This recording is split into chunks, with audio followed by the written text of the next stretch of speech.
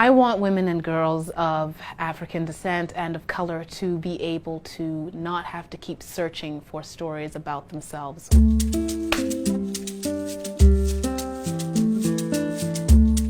I couldn't find any monologues and stories and plays that I really felt I could take and work with. And I find much connection in Shaw and Ibsen and Chekhov.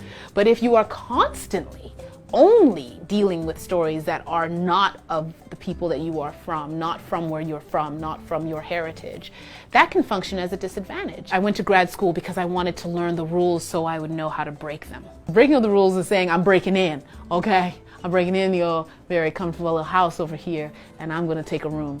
I wrote a play called Eclipsed.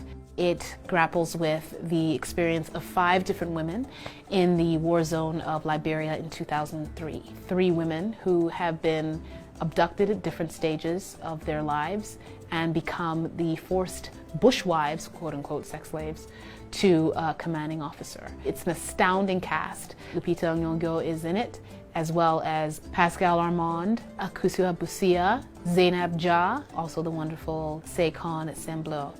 I grew up in Harare, Zimbabwe, and I had a pretty idyllic childhood. I felt that I was kind of this outspoken girl, I was considered. I was a girl who talked a lot and didn't think my voice had any less value than anyone around me. And apparently that was strange. Moving here really did strike in me the desire to tell the African story on American soil. The stories about Africans always somehow miraculously had a Western protagonist. And I was like, wow, do we not merit our own, ability to tell our own stories? So I started to write plays that literally was like, if you come into this theater, you are going to sit down and you are going to spend 2 hours or so with an African woman and you're going to get to know her. You're going to see a full person, just like you see when you go watch all them other things. I often feel like a nutty professor, like I'm going to try this experiment and see if it works. My hypothesis is people in the West can absorb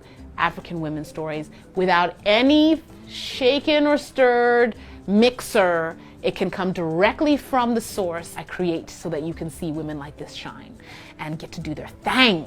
My name is Danai Gurira, and this is my brief but spectacular take on creating complex stories for unheard voices.